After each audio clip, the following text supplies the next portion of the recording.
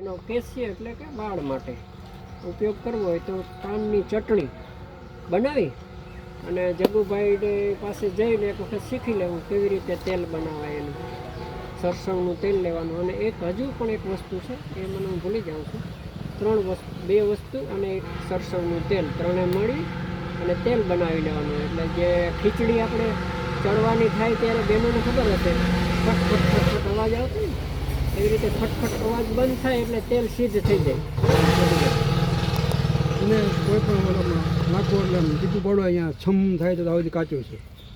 તેલ આપણે સીધું કંઈ પણ હળગાવો તો એ છમ તડતડ નથી થતું.